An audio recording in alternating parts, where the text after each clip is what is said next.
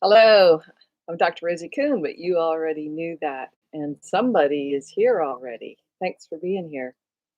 Um, if it's too dark, let me know. It's August of 2021, and it's pretty warm today. So I have shades down because the heat comes in.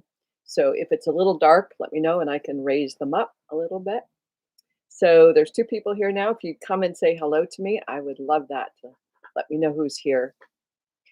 Uh, this month being August 2021, as I said, we're talking about work life harmony. Quite often we talk about work life balance, but I'm looking for, I hope you're looking for harmony and harmony in your life where you feel peaceful and you feel allowing and you feel like you're in a state of reception and presence and connection. And that place of harmony is what I'm intending for myself and also for you is my work as a transformational coach and speaker, trainer, and facilitator is to support and empower every individual to come to this place of fulfilling their human spirit. And that feels really, really good when we get there. But sometimes we go through some really challenging things to make that happen. So over here, I've got my notes. So that kind of lightens things up a little bit. Um, the intention of today, I'm talking about midlife crisis as a crisis of meaning. Hello, Joanna. Thanks for being here. It's good to see you. We're talking about midlife crisis and crisis of meaning. And when I started, I come up with these titles along, months ago kind of thing. And then when I come to actually talk about it, I do a little bit of research about midlife crisis and crisis of meaning and crisis of spirit, those kinds of things. And I learn a little bit about statistics. So the statistic of midlife crisis would suggest that in essence, we think of 45 as being midlife. And that's when people have midlife crises. But the truth is that midlife crisis for some people happen around the 40s, but for some people it happens in the 20s or even in the teens or later in life.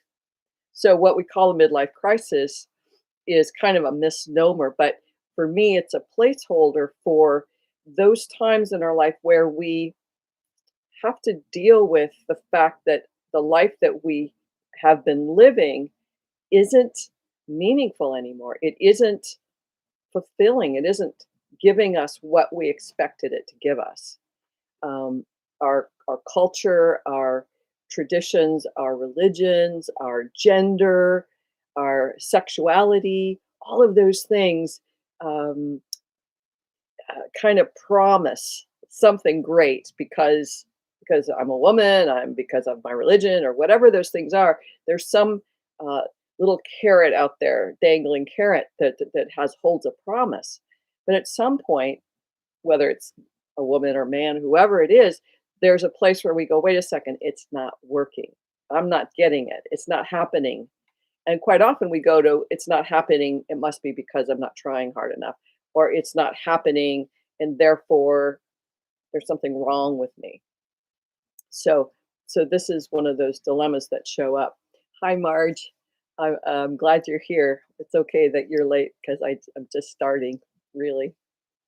So today, the intention of this live is that we're talking about that experience meaning, when there's a lack of meaning, or the meaning that you made of something no longer makes sense because that meaning doesn't exist in that situation. Um, and so we're going to talk about that, and then again, how do you? This is a big question. Like, how do you cultivate meaning when there seems to be a meaninglessness that's existing in your life? This is that's a big question. So that's one of the things I won't necessarily answer, but hopefully through our conversation, there'll be something that shows up that makes sense around that.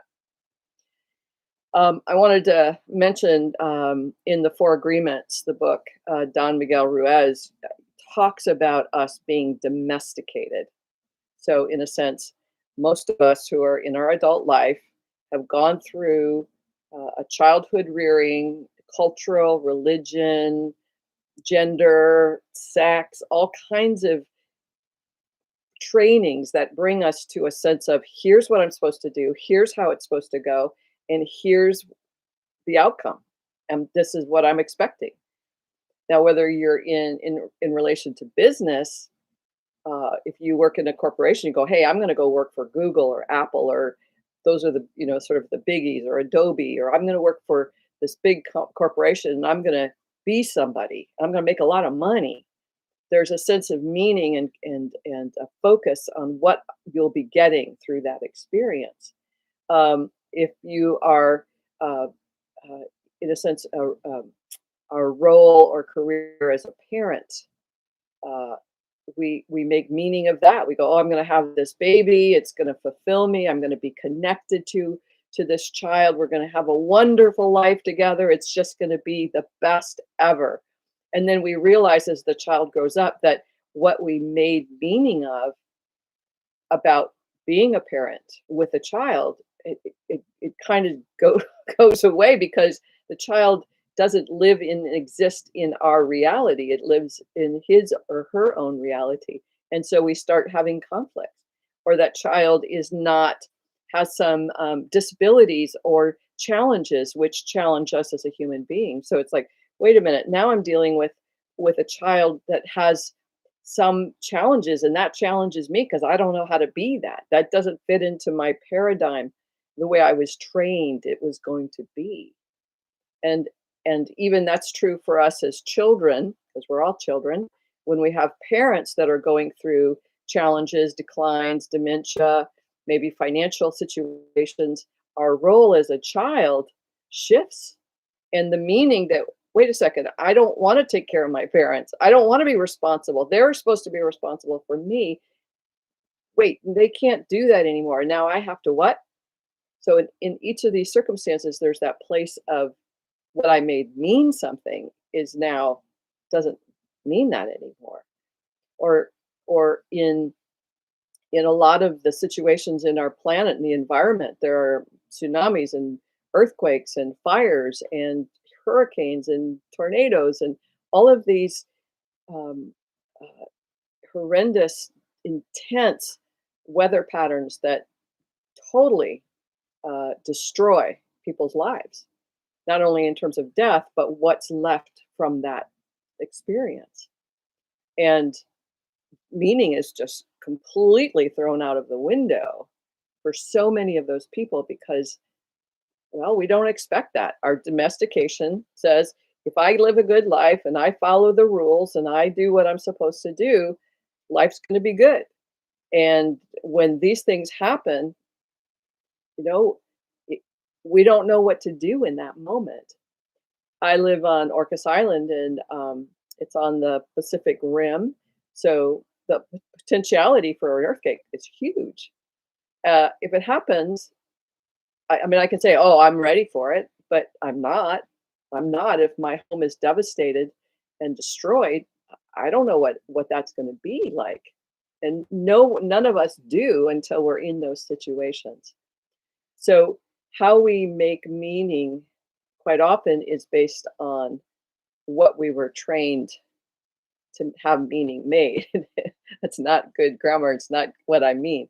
But for me, for instance, my life was meant to live as I was growing myself up and preparing myself to be somebody's wife and mother. And that's where I was going to get my fulfillment, period, period. And when that didn't happen, it was crazy making. But even before that, my first crisis of meaning happened when I was 17. And I was skiing at a weekend ski club thing, and I'm sitting watching these people having a good time. And what crossed my mind is, we're all going to die. For some reason, this thought entered my mind. We're all going to die at some point, and we're just filling in time. So my meaning at the lowest, at the deepest level in myself was like, we're we're gonna die. We're just filling time with dancing or drinking or going to work. We're just filling in the time. And that took me down into a deep crisis of meaning. And it was very challenging. And at that time, I was in my in the 1960s. It was like 1967, I'll say. There wasn't therapy or groups or support of any sort that could give me a sense of or an orientation that to help me work through that sense of meaning, that crisis of meaning. Like nothing means anything. We're just going to die. That was the meaning that showed up for me. So when we're talking about our work, I'm going to keep circling back through this. We're talking about how we choose our careers, how we choose to focus on where meaning lies for us, where we feel connected to ourselves in relation to our work or in relation to our relationships with our family, our children, our parents, our partners, and that relationship with ourselves. Primarily, what happens is the relationship with ourself is the least attended to. So we have a sense of no sense, a no relationship here. And so when things go awry, we don't know who we are. We don't have a sense of stability here, resilience. Those are big words, big words. And it's pretty true. Um, I work with a lot. I've done an aging group. You guys have maybe seen some of my work. I ran a group on the island called Aging Like a Guru, and then I wrote a book and blogs and podcasts, Aging Like a Guru. But when I talk to people who are aging, especially couples, I'll say, Are you ready? Are you prepared for if your partner, not if your partner dies, but when your partner dies? Are you prepared for some of those shifts that'll happen to you? And where we get meaning in our relationships, what's going to shift when that partner dies?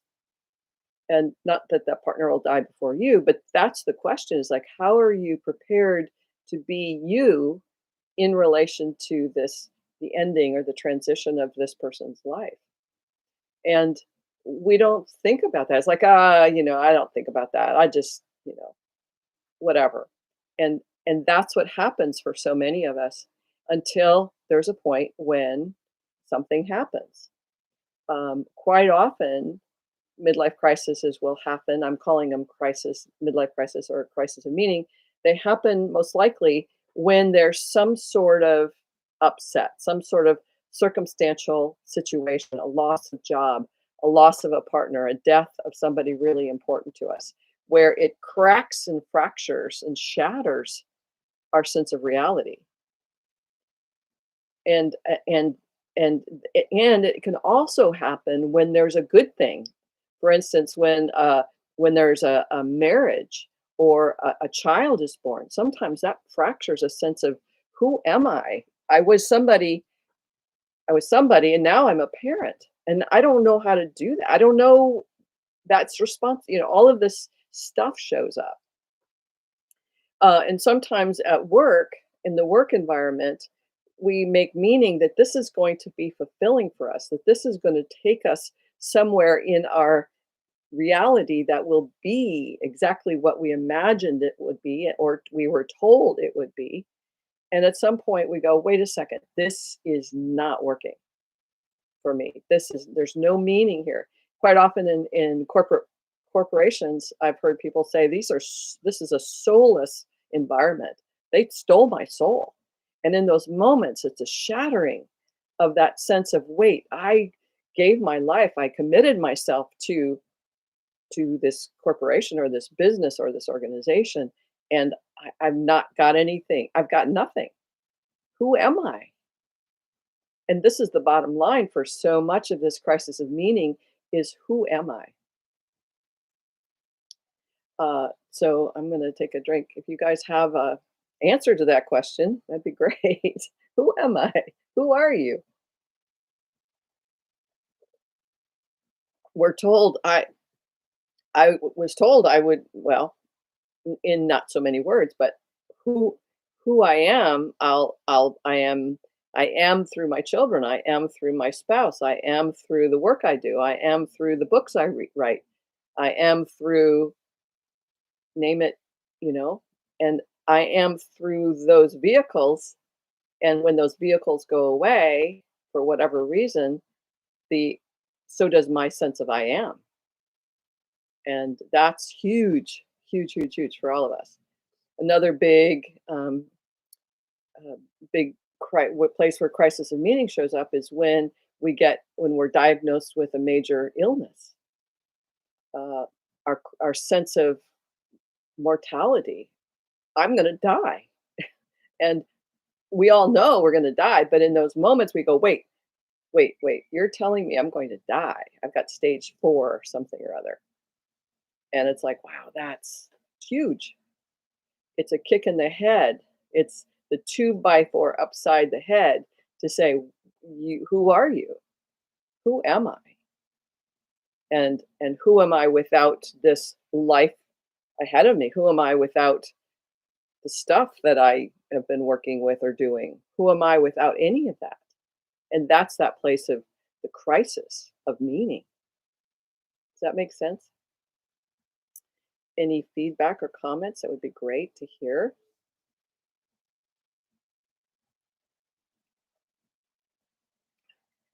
Sometimes people are they go to work, and their main focus of the work is that they want or they need this particular job to give them what they want and need, and then they go home, and there's the expectation that I'm not maybe getting my meaning needs met at home, at work, but I'll get them met at home with my partner and my children or my parents. Or And it's like, what happens when those relationships, what you anticipated and expected in a partner or in the relationship with your children, it's not there.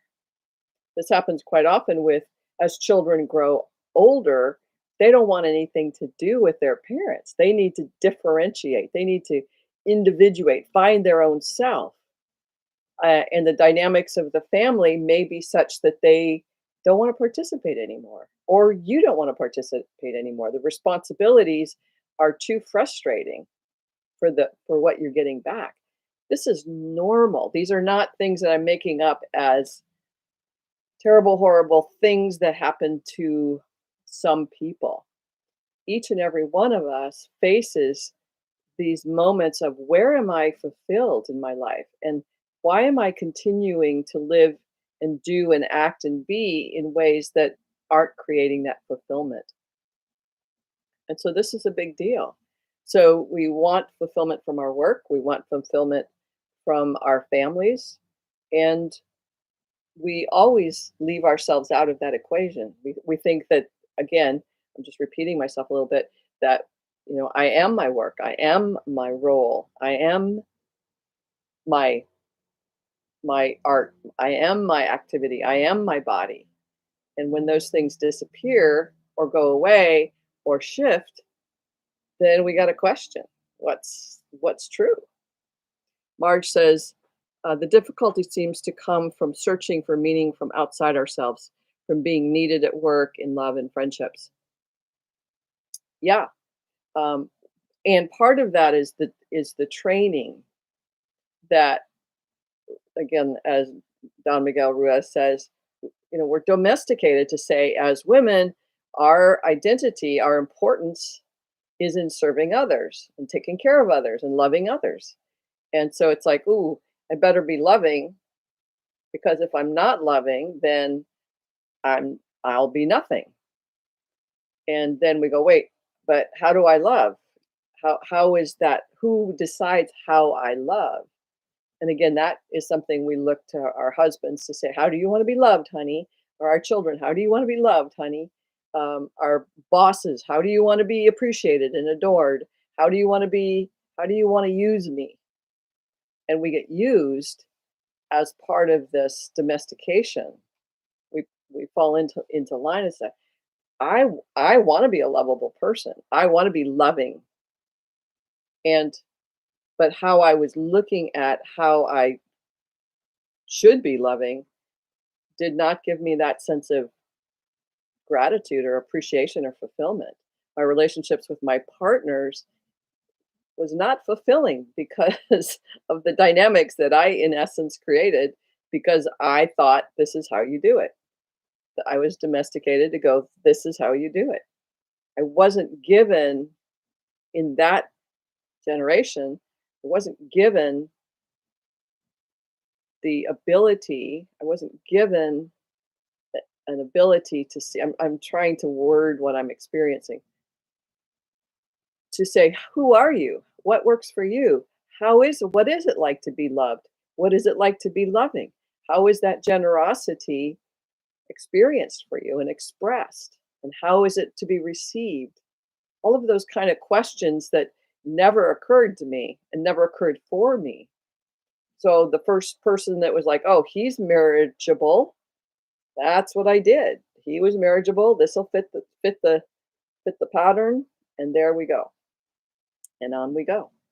So it's that process whereby we're looking how to fit into that patterning that we were taught. At the same time, we are given these books or these titles like The Road Less Traveled or, you know, Marching to the Beat of a Different Drummer or uh, Finding Your Own Path.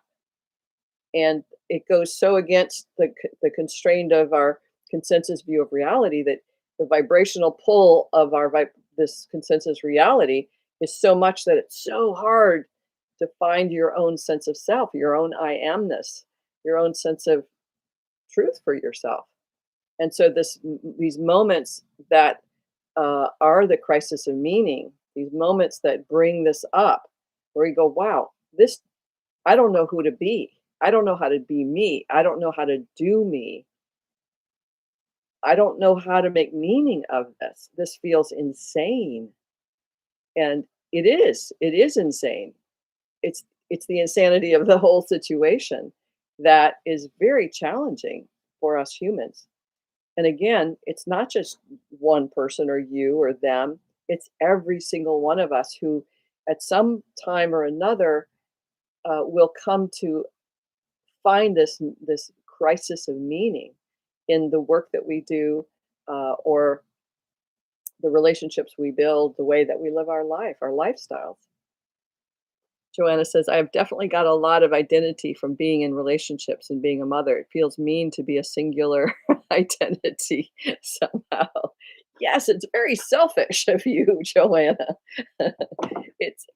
And I know that place of having been gone from marriage or partnerships to an individual and that identity, like who am I in this? And all of the personas that people put on, oh, well, you're a single person, you must be lonely. You're a single person, you must be unlovable. You're a single person, you must be selfish. When I was younger and people um, would choose not to have children, I go, that's selfish, right? Don't It's just part of the context of meaning making that we do automatically. Our interpretations and our opinions and our judgments and our perspective, it's all just data from the past that we kind of have this cone around us that says, this is the truth, this is how it is. And when that cone gets shattered, we go, wait, this doesn't make sense. And over and over again, we're in those places of this doesn't make sense. And we aren't taught how to be in that. The COVID, right? This this virus who just overtook the world, and we go, wait, uncertainty doesn't make sense, can't compute, and it just devastates us because there's so much uncertainty, or had been, especially last year, the uncertainty of everything. And we're not taught how to be with uncertainty. We're taught with, oh, here's what you do, here's what you do, here's what you do, here's how you be. I've had a number of clients who were shattered because of the constraints of the COVID situation. Their freedom to be, their freedom to work, their freedom to be a parent in a certain way was all shattered, and they had to. They still are learning how to be, and especially with the second round of things that was coming through again, and it's like, wait a second, I thought we were done with this. Now we're back in the uncertainty. It's like being plunged down again into the depths for the going down again and again and again. And we go, what? I don't know how to do that. I don't know how to do that. And none of us know how to do that. We can watch movies of people who go through divorces or go through, especially like marriage romantic movies where the partner cheats on somebody, on their partner, or something. These things that happen, and we go, "Wow, that's what that's like." But we won't know what that's like until we're in it, and then we go, "Wow, that's not like in the movies," because now I'm having a real experience of it. A client of mine is, I'll call her Marianne. She is going through a separation that's probably going to be divorce. She's going through her daughter going off to boarding school. She's going through beginning a new training program, wanting to be a coach. She's going through her mother having dementia. She's going through all of these things all at the same time, and she's attempting to do it like this, just holding on to as much as she can so that she doesn't fall apart, so that she doesn't get shattered, so she doesn't feel that sense of annihilation. And my experience is I've gone through this 3 times, and it may happen again, that this annihilation is, in essence, a necessity as part of the metamorphosis of who I'm becoming. It's a catalyst for what's next. But in our training, domesticated training, falling apart means that you're mentally ill, that you're crazy, that you've got some sort of diagnosis, mental illness, and that you can't function, as opposed to going, no, this is normal. This is normal. We all work through it. When I had my second, what I call spiritual immersion process, but this meaning making moment, crisis of meaning. I had a full time job. I'm my own only person, and there was a relationship that ended, and I collapsed. I shattered. It was a horrible time, and I had to keep working, and keep walking my dog, and keep my house going, and all the rest of it. So those moments where it was a shattering, we think we're just going to completely lose it. It doesn't mean that. And I think a lot of people who are going through these shatterings, especially people who've lost children to death or partners to death or accidents or things like that, where there's, and again, the environmental climate calamities create so much horrendous loss, and we don't know how to deal with that. And so some of us go into depression, and some of us go into anger and rage, and some of us go into um, manic craziness. We don't know. We don't know what's going to happen, and we can't anticipate it. We can just only be here now in this moment and be with what is. So my point is again, we want to control, and part of it is a managing thing. I got to manage my life because I got to keep going and give myself the room to have this deep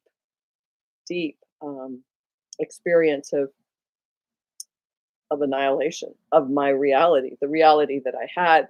A partner, turned out that he was having relationships with another person, and it was like, on one level it was like, okay, I get it, this is not the right guy.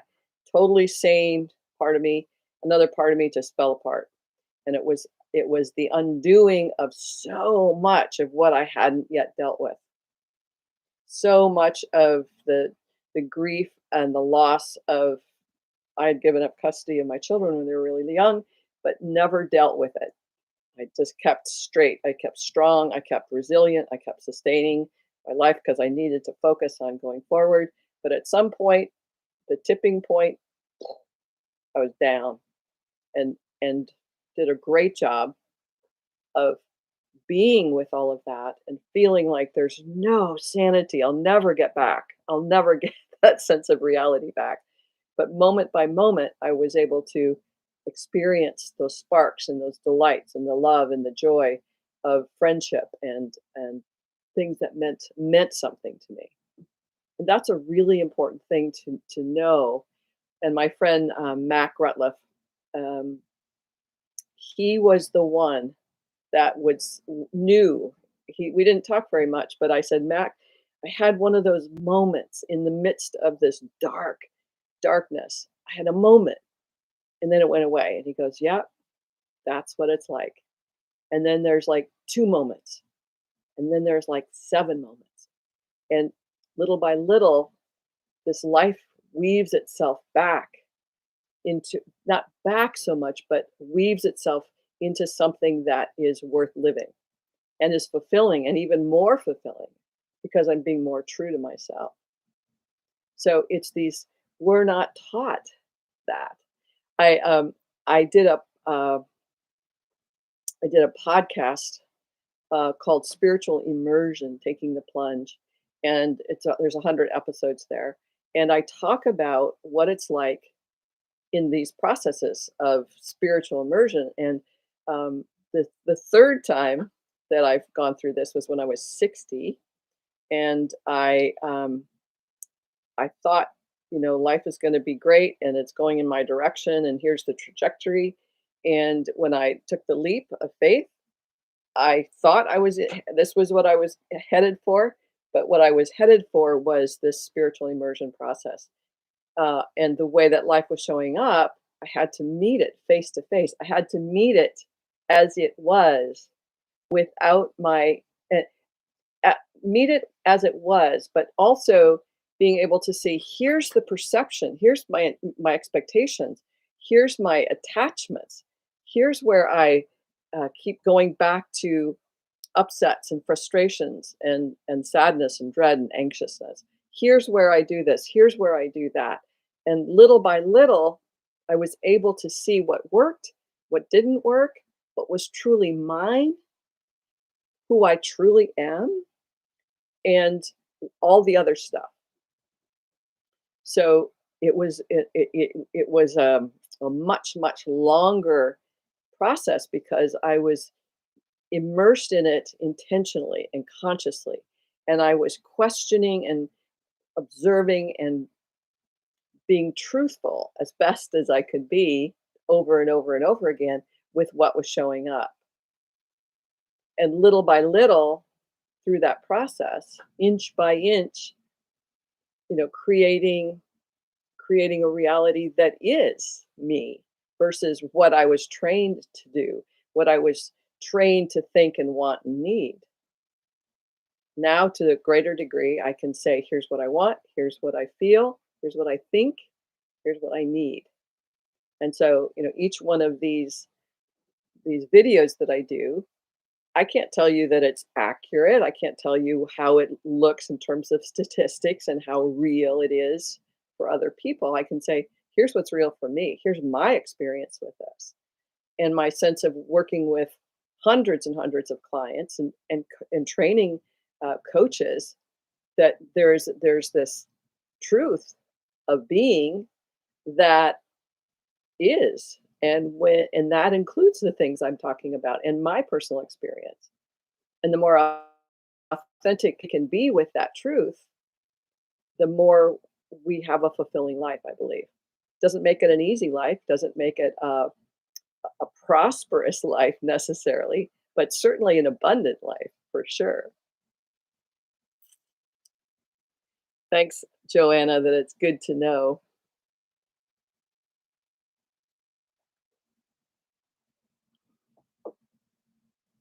Um, One of the things I do want to mention is the some of the things that people might feel when they're having a crisis of meaning is sleeplessness. And a lot of doctors and researchers, if you're having sleeplessness, they make that a wrong thing.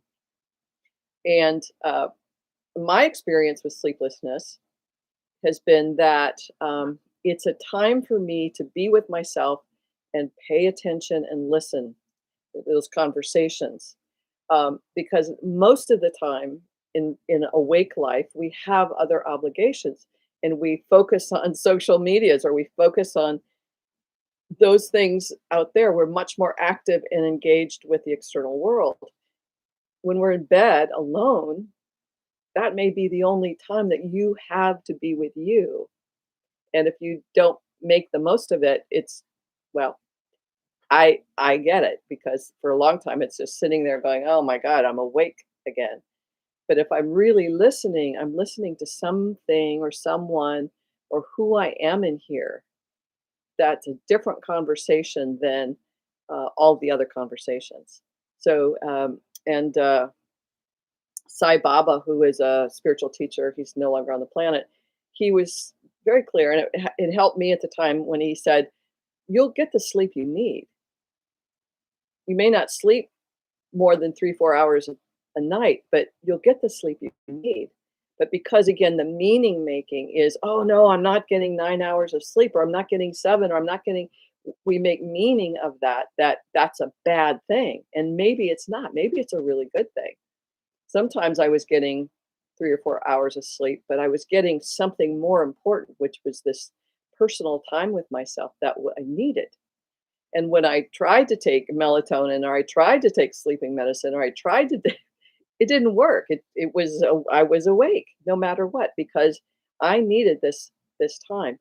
This for me, this is a spiritual influence that I had to start to listen to. This is where I started to grow my relationship with my spirit self, growing the quality of my relationship with spirit, with spirituality, and because it was like it was in my face in ways that I couldn't ignore anymore.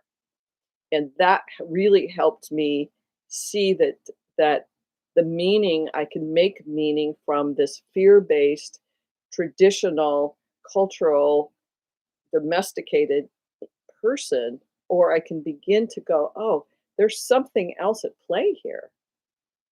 And most of us really don't want to go there. We say we do, but when we start to have crisis of meaning, we want to find a therapist or somebody that's going to fix us as opposed to go, okay, this is a transformational process. This is a process of metamorphosis. This is a process of truly knowing who we are in our who we are. We have this physical being and we have this egoic mental conversation, but we also begin to know ourselves as something greater.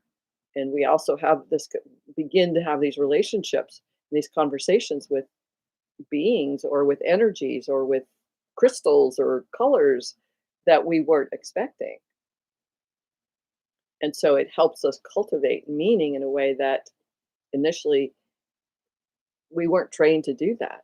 I was trained to be a religious person, but that religion did not, from my experience, my experience was I was not a spiritual. I didn't even know what spirituality was based on that religion. It's taken me decades to get to a point where I understand this relationship with something greater than myself and and how it infuses my life today as opposed to what I was taught or how I was supposed to do it. So when we're again facing that our work perhaps is not as fulfilling, and we go, I want a different job, or I really want to be an artist. We go, yes, but they say, yes, but, or if only, what if? In a sense, I can't do that because how am I going to pay for, my children's education? How am I going to keep the house? So we have this calling, and I really truly believe all of us have a calling, but few of us truly are willing um, to do what it takes to make that happen. There's the word, the word, the sacrifice that comes up for a lot of people. Oh, I have to sacrifice this house. I'd have to sacrifice my boats. I'd have to sacrifice new shoes or, my whatever that we're attached to. I'd have to sacrifice that. And it's like, well, what's more important to you? What's your highest intention here? Well, I want to be this artist, or I want to be this designer. I want to be this. Is that your highest intention? Yes, but, and they'll say, but I don't want to sacrifice anything. I don't want to, like, that's a big dilemma for people. And so they stay in their choice of, so that they don't have to sacrifice, but what they're sacrificing in essence is living in their highest knowing, in their highest truth, in their calling. Big, big, scary stuff, because we don't have the support of our consensus view of reality. We say, yes, go for it. Be the exception. Go for the extraordinary. Just do it, as Nike says. But it's like, when you do it, where's the support? Where's the support? Because all those other people went, yeah, no, it's too scary. Thanks very much. You do it. I'll cheer you on, but I'm going to go watch you on TV, that kind of thing. So we have this place where we want to follow our callings, but it's scary because where are we going to get that support? Part of that is meaning making again, because we say, here's what I want, and then we have all this meaning of that comes with the history to say, but I can't because of A, B, and C. We've made meaning there. We've made meaning that says I can't do it. We made meaning that says nobody supports us. We've made meaning that says if I do this, I'm going to be alone. Those are all meanings that we make, interpretations, judgments, part of our context. And those of us who are at, I could not do what I did. I could not go into those deep, dark night of the soul, spiritual immersion processes, midlife crisis. I could not. I couldn't get myself out because there was something there for me to get. And that's I think true for so many of us. And I just want you to know you're not alone. That we're all doing it to whatever degree, and there is support for you. There are therapists and health practitioners and all kinds of energy workers, energy healers, or energy professionals that will support you. Spiritual guides, spiritual coaches that are here to support you through that process. It's really, really good to know that you're not alone. One of the things I want to mention before I go is that um, suicide is something that comes up. I knew it came up for me a lot, a lot. And there's a place where there's no hope, and we go, there's nothing else to do. There's no other way out. And suicide is an option, and I say it that way because for people from 10 years old to 34 years old, it was the second highest um, cause of death in the United States. Second highest, only to accidents. So accidents is the number one cause of death for people from 10 years old to 34. The second is suicide. Now, suicide is in the top 10 of leading causes for people to die. So it's an option, and it's an option that people take. It's not the option, even though I would question that, and I think because we exist, we're going to see it as an option to go, is this the only way through this? Is to leave the planet? It's a great question, and I think we have to ask that question as a part of meaning making, to go, how can I make meaning of my life? And I am a choice here to stay on the planet or to leave. And how do I be with that question? And again, if you can find and talk to people who have gone through those kinds of questionings, um, that's a really good thing because you get their perspective and you're also listening to yourself, which is the most important part of this is listening to yourself. There were moments where the despondence, which is this place of hopelessness, it's like, I just don't want to wake up in the morning. I wasn't going to take my life intentionally, but I didn't want to wake up in the morning. And I'd wake up and it's like, okay, let's do it again. And let's do it again. And the more that I did it, every day I woke up, I was given another opportunity to be present to who I am and to the choices that I'm making and the way that I've perceived and made meaning. It gave me an opportunity to see it differently and continually to ask for support to see it differently, either through other people or through my higher knowing, my angels, my guides, myself. So every day I was given another opportunity to ask the questions and help me see this another way. Help me to, because I make meaning of things that would make me really upset and angry and upset, like just miserable.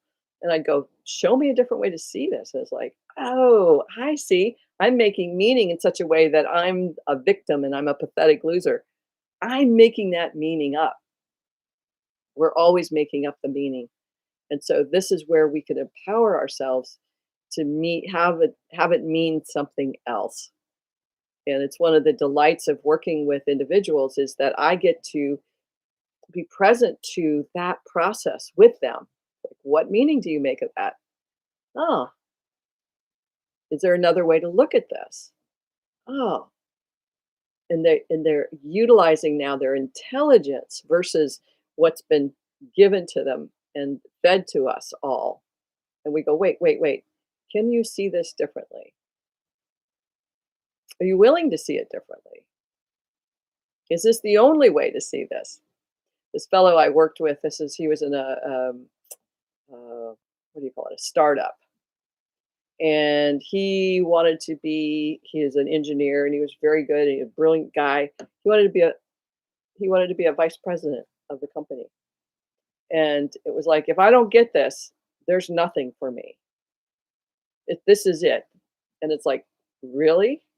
And I wrote the book Dilemmas of Being in Business to sort of look at these dilemmas between how we make meaning of these positions at work, how we make meaning of these relationships with our work and our career, and how we make meaning based on who we are. So this individual was like, my life is nothing if I don't make vice president. And he was absolutely serious about that. So I wasn't able to finish that conversation with him for lots of reasons, but I truly suspect he did not end his life, that he found another way. Marge says, so we really need to listen to the stories we tell ourselves and understand that we are making it all up.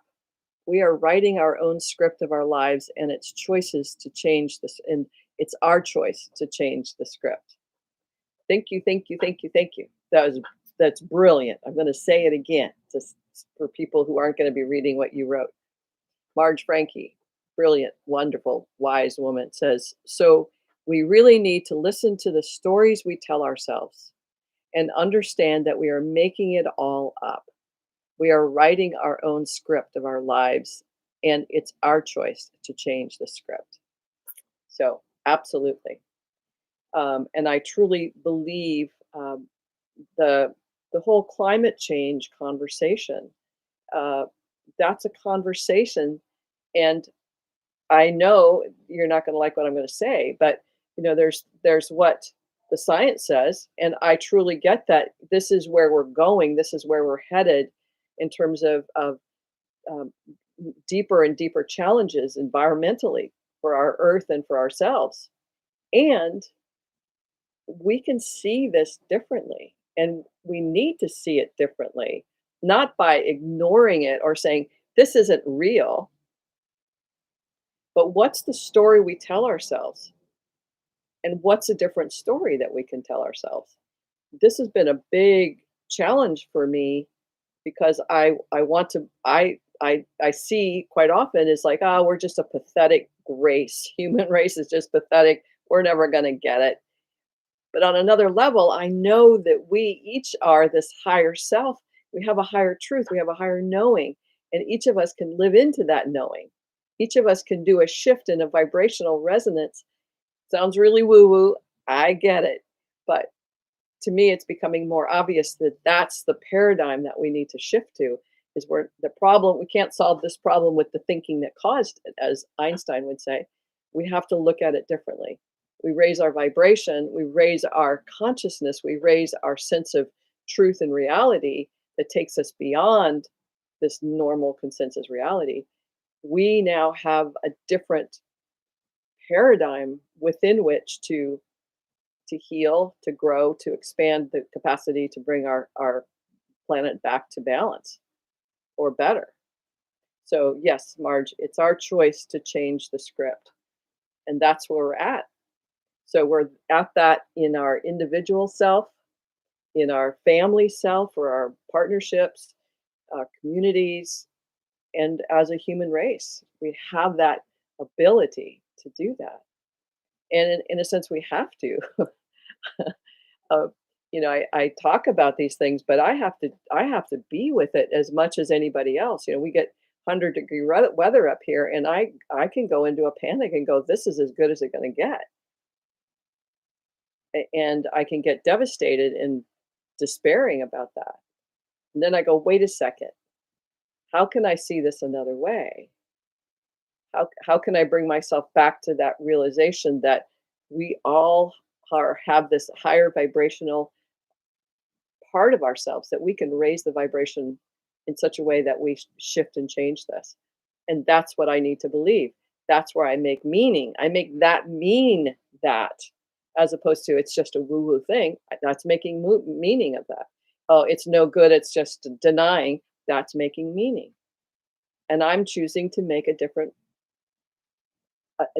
I want. I mean. I'm meaning to make this meaning different, so that I'm seeing it differently, because this way of seeing it doesn't work. It's not going to help. It's not going to contribute to the well-being or the wealth and the health and of the planet.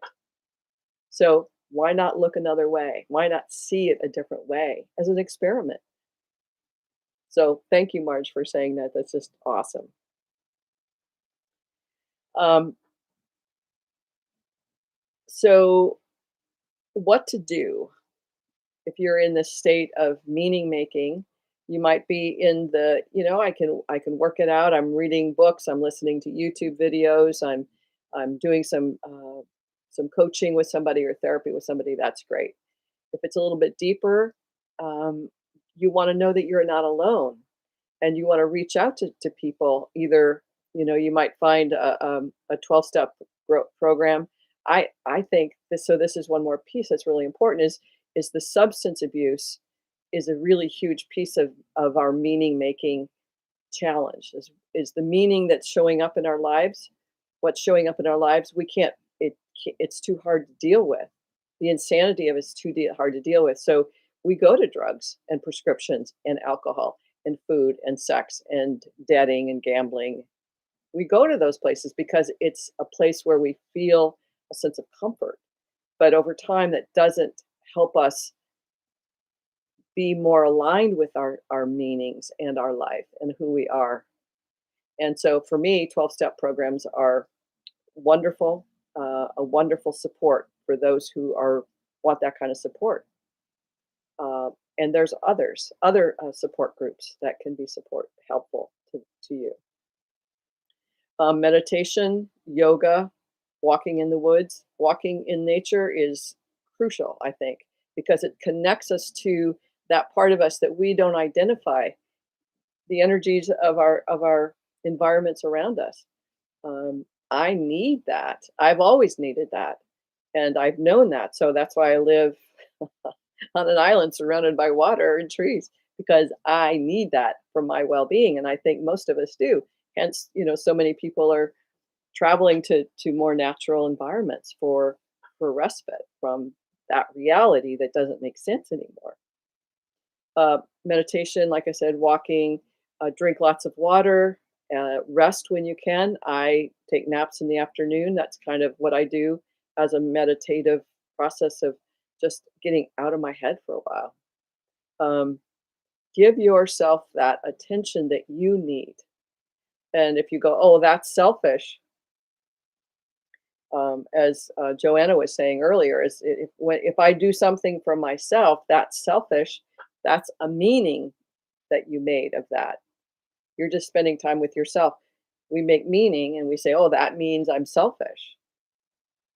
Like, it doesn't mean that. It means that you have a need to know yourself and be present to yourself and in relationship with yourself. This is crucial. It's crucial.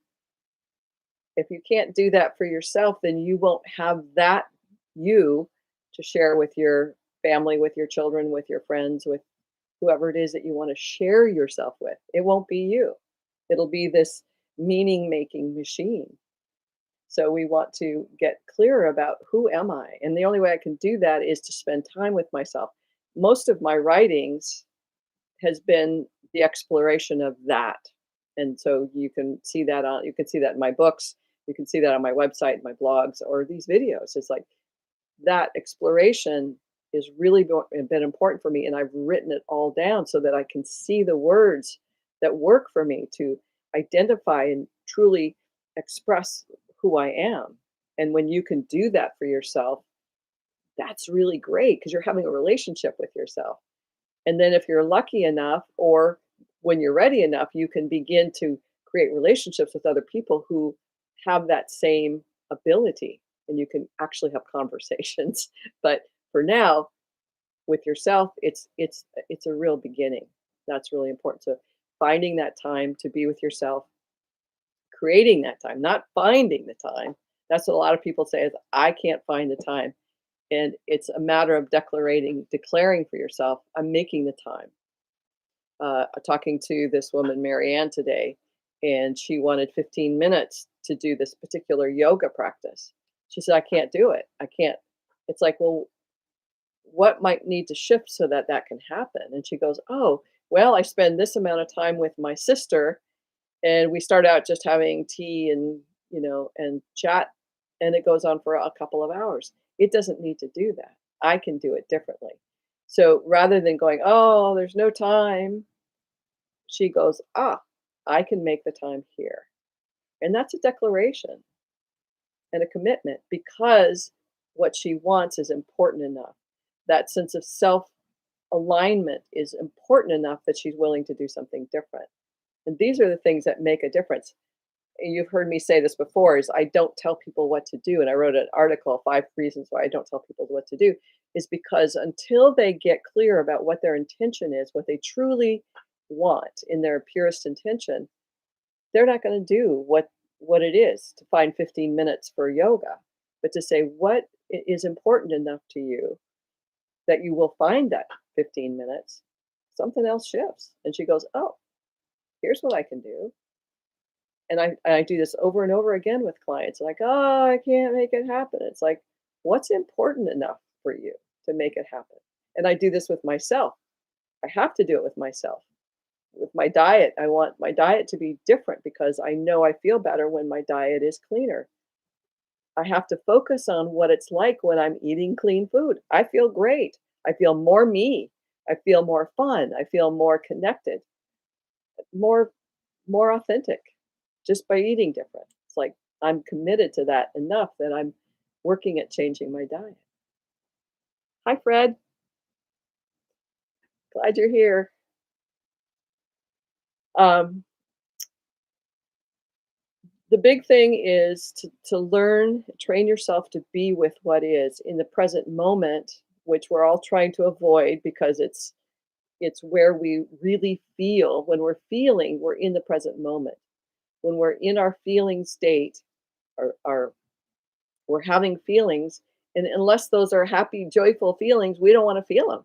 And so we go someplace else to our social media, FaceTime or Instagram or Facebook, or distract ourselves watching the news or just going doing something else because it's too uncomfortable. But this is the challenge of our lives right now is we have to learn how to be comfortable with what is uncomfortable, because otherwise we're just ignoring and distracting and avoiding and denying reality, and not living we're not living our life, we're just surviving and not thriving.